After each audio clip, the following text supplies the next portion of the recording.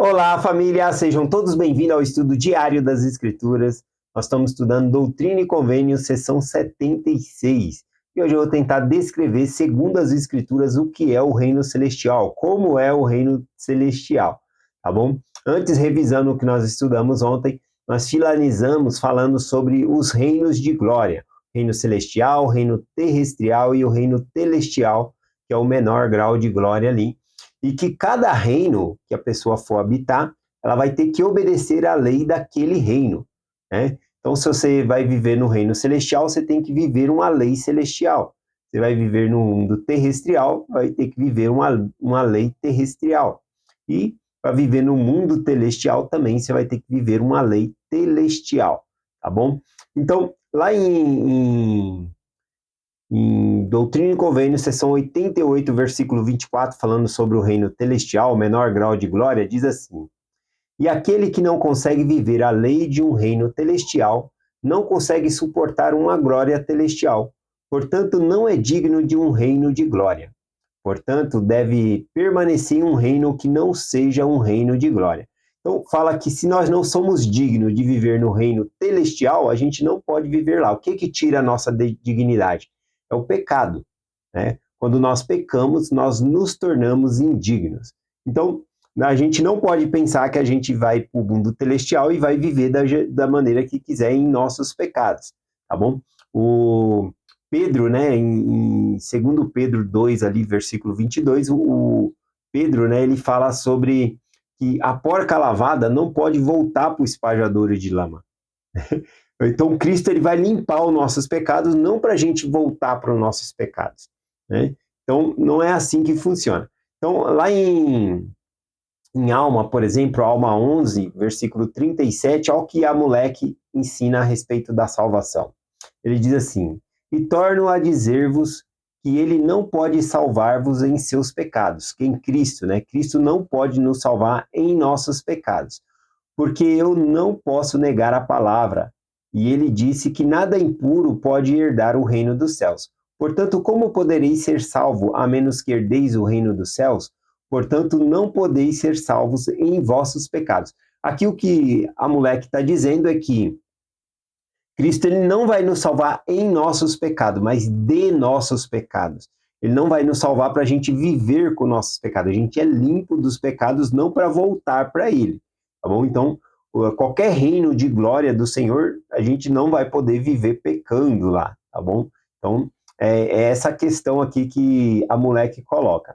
Acredito também que cada um, né, mesmo conhecendo o reino celestial, que é o melhor reino, cada um vai querer pertencer ao reino a qual a pessoa vai se sentir bem naquele reino, tá bom?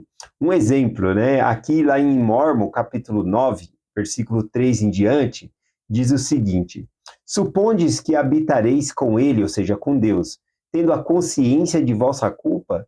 Supondes que podeis ser felizes habitando com aquele santo ser, quando a vossa alma está atormentada pela consciência de culpa de haver de sempre violado suas leis? Eis que vos digo que sereis mais miseráveis habitando com Deus santo e justo, consciente de vossas imundície perante ele, do que se habitasse com as almas condenadas no inferno. Olha aqui, né? Então, Mormon ensina que a pessoa, se ela estiver cheia de culpa na presença de Deus, ela vai querer correr, se esconder, né? Cheia de pecado, não vai conseguir viver na presença de Deus. Ela vai se sentir mais confortável longe da presença de Deus, né, do que na presença de Deus, né? Ele continua dizendo aqui: Pois eis que quando fordes levado a ver a vossa nudez perante Deus, e também a glória de Deus e a santidade de Jesus Cristo, uma chama de fogo inextinguível acender-se-á em vós, né? Então não vai dar para permanecer. Então, cada pessoa vai para o reino que realmente merece pertencer, tá bom? Então, se a pessoa está cheia de culpa, ela não vai aguentar viver na presença de Cristo ali. Isso também é confirmado no livro de Apocalipse, tá bom? Lá em Apocalipse capítulo 6, a partir do versículo 15 ali, é dito que os ricos, poderosos, né, independente da classe social ali, se a pessoa viveu uma vida de pecado, tá bom? Olha o que diz Apocalipse 6, versículo 16. Eles vão dizer: diziam aos montes e aos rochedos: caiam sobre nós, esconde-nos o rosto daquele que está assentado no trono, da ira do Cordeiro. Então, aqui eles estão falando, esconde, eles vão desejar, né, que montanhas caiam sobre ele para se esconder de Cristo, né, quando ele vier. Então a pessoa não vai estar confortável na presença de Cristo, como o Mormon coloca aqui, né, com a consciência pesada, cheia de culpa ali. Agora eu quero compartilhar com vocês alguns versículos aqui que fala sobre o reino celestial, tá bom? Sobre uma descrição do reino celestial, como é o reino celestial. Então, o que nós temos nas escrituras que diz, o reino celestial é assim, tá bom? Primeiramente aqui, Doutrina e Convênio, seção 76, versículo 70 diz assim: estes são cujos corpos é celestial. Aqui está falando de quem vai ser salvo no reino celestial. Então, se a pessoa vai viver no reino celestial, ela precisa ter um corpo celestial, senão ela não aguenta a glória de um reino celestial. E estes são aqueles cujo corpo é celestial, cuja glória é a do sol, sim, a glória de Deus, o mais elevada de todas, sendo que o sol no firmamento é citado como símbolo desta glória. Então, aqui, tanto aqui como lá em Coríntios, né, 1 Coríntios capítulo 15, versículo 40, também o reino celestial ele é comparado à glória do sol, poderoso, forte, cheio de brilho. É um símbolo, tá bom? Não significa que o reino celestial é igual a um sol, mas é um símbolo de glória e de poder. Então, aqui ele coloca isso. O versículo... Amanhã a gente vai estudar aqui, ó, Doutrina e Convênio 76, do versículo 50 ao 70, vai descrever as qualificações para uma pessoa estar, né, no reino celestial. Então a gente vai poder estudar isso aqui amanhã. Continuando aqui, ó, Doutrina e Convênio 76, o versículo 96 também fala aqui sobre o reino celestial. Diz assim: e a glória do celestial é uma, como a glória do sol é uma. Então é uma comparação, né, do reino de glória com o reino de glória com a glória do sol, com o poder do sol. Então aqui, por exemplo, né, nós temos no firmamento, né, a gente vê o que mais brilha e tem poder é sol. Por isso que ele coloca aqui a glória do sol, um exemplo da glória do reino celestial. Agora, passando aqui, eu peguei uma escritura em Apocalipse que fala o que não tem no reino celestial. Imagina, o que você acha que não tem lá no reino celestial, né? Eu acho que você já pensou em pecado, né? Você está certo, porque as próprias escrituras dizem que nada impuro pode habitar na presença de Deus. Mas aqui eu estou falando de algo físico, tá bom? Que não tem lá. Veja o que diz aqui, Apocalipse, capítulo 21, versículo 22. E nele não vi templos, porque o Senhor Deus Todo-Poderoso e o Cordeiro são o seu templo. Então, no reino celestial não vai ter templos, não existe um templo lá. Porque, pensa bem, nós temos templos aqui na Terra, e ir ao templo significa visitar a casa de Deus, significa entrar na presença de Deus, tá bom? Então, o próprio templo representa Deus, tá bom? Então, como lá nós já vamos viver com o Pai Celestial e Jesus Cristo, então para que um templo? Se você já está na presença do Pai Celestial e Jesus Cristo. Então, no reino celestial não tem templo, tá bom? Vamos ler de novo aqui e ver algumas coisas também que não vai ter. Tem outra coisa aqui que não vai ter também, ó. Diz aqui, ó. Não vai ter, mas a verdade aqui fala que não há necessidade de ter, tá bom? Então diz aqui, ó. Nele não vi templos, é João, né, do João amado aqui em Apocalipse, né, a visão que ele teve, ele fala que não viu templos ali, porque o Senhor Deus Todo-Poderoso e o Cordeiro são o seu templo. E a cidade não necessita de sol, nem de lua, porque nela resplandece, porque a glória de Deus tem iluminado, e o Cordeiro é a sua lâmpada. Imagina um reino que você não precisa de sol para clarear esse reino. A própria glória do Senhor, tá bom? Clareia o reino celestial. Então, a glória, o brilho, vem da própria glória do Senhor Jesus Cristo e do Pai Celestial ali. Em Apocalipse 22:5 também diz assim: e ali não haverá mais noite, e não necessitarão de lâmpadas, nem luz do sol, porque o Senhor Deus os ilumina e reinarão para todo o sempre.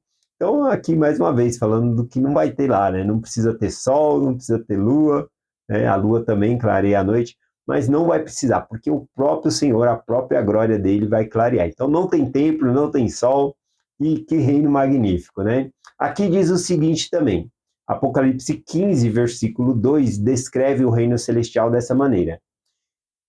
E vi como que um mar de vidro misturado com fogo. Então, o chão, né, algumas partes é descrita ali como um mar de vidro misturado com fogo, né? E em outras descrições aqui, cita um pouquinho diferente. Por exemplo, em Apocalipse 21:18 diz: e de ouro puro, semelhante a vidro polido.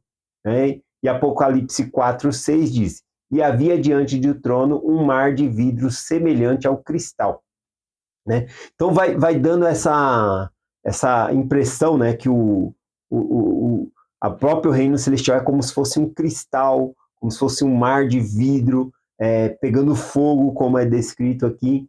Nós temos uma definição muito boa, tá bom, disso em Doutrina e Convênio, como é o reino celestial. Na verdade, ele vai ser como Urim e Tumim. Urim e Tumim eram intérpretes, né, da antiguidade, na qual os profetas olhavam e conseguiam ver coisas no futuro ou interpretar textos e assim por diante. Eles traziam luz para a pessoa. Então, o próprio reino celestial é um Urim e Tumim. O Pai Celestial, ele vive no local onde é um Urim e Tumim, tá bom? Só que o próprio reino dele é um Urim e Tumim. E essa terra nós habitamos, quando ela for celestializada, ela se tornar um reino celestial, porque ela também guarda uma lei celestial. Então ela vai ser exaltada, ela vai se tornar um reino celestial. Ela vai se tornar também um grande Urim e Tumim. Vamos conferir aqui em Doutrina e Convênio, seção 130, versículo 8 em diante. Ó. E o lugar onde Deus habita é um grande Urim e Tumim.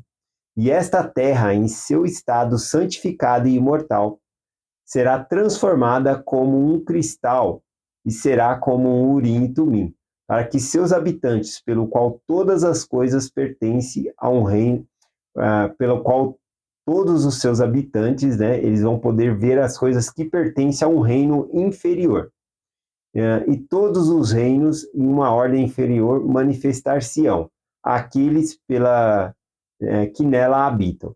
Esta terra será de Cristo. Então, aqui fica bem claro, né, que essa terra ela vai se tornar um Urim e Tumim, e para saber coisas de reinos inferiores, basta olhar para ela, né, ela vai comunicar. Então, aqui, essa descrição que a gente vai lendo, que parece um vidro, né, parece um vidro pegando fogo, tudo isso é uma descrição da terra santificada, sendo como Urim e Tumim, como descrito aqui em Apocalipse e também em Doutrina e Convênio, tá bom?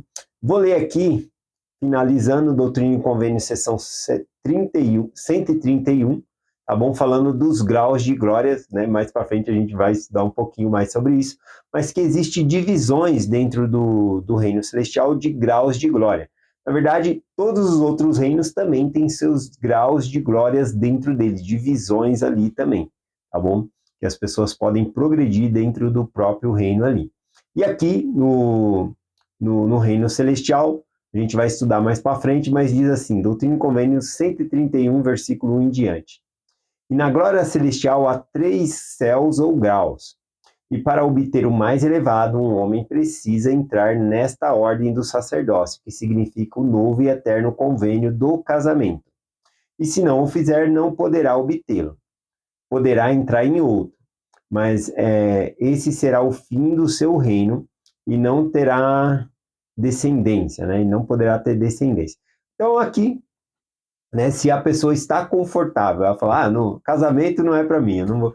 Ela vai entrar no reino celestial. O batismo, todas as ordenanças que nós fazemos aqui na terra, tá bom, de salvação, é para entrar no reino celestial, porque existem ordenanças que não é para salvação, né? Por exemplo, bênção patriarcal é uma ordenança, tá bom? Que nos instrui, nos ajuda na caminhada aqui na terra, mas se uma pessoa não tirar a bênção patriarcal, ela não vai deixar de entrar no céu, né? Também dar um nome e uma bênção a uma criança que nós fazemos também, né? Então é uma ordenança, mas não é uma ordenança, é um requisito para entrar no reino do céu. Já o batismo é. Se não for batizado, não pode entrar no reino celestial. Então, se a pessoa não quer fazer os outros convênios do templo, tá bom? Mesmo assim, dela ter sido batizada, já é, tá bom? Se ela viver a lei, ela vai entrar no reino celestial, tá bom? Então, não é necessário fazer todas as ordenanças do templo, como, por exemplo, como colocou aqui do casamento, a menos que a pessoa queira viver um casamento. Aí sim, ela vai poder entrar nesse outro grau de glória que é descrito aqui no reino celestial, tá bom? Então, é essa mensagem que nós compartilhamos. Eu espero que essa mensagem possa ter dado o desejo de nós realmente estarmos, no reino celestial. Eu acho que o mais importante é a presença de Deus, poder desfrutar da presença de Deus. Não é nem a bênção de estar no reino celestial, é a bênção de poder estar com a presença de Deus ali, com o próprio Deus, tá bom? Então, ou seja, nós queremos o abençoador, não é nem questão das bênçãos, nós queremos o próprio abençoador, que é o Pai Celestial e Jesus Cristo. É essa mensagem que nós compartilhamos em nome de Jesus Cristo. Amém. Até amanhã.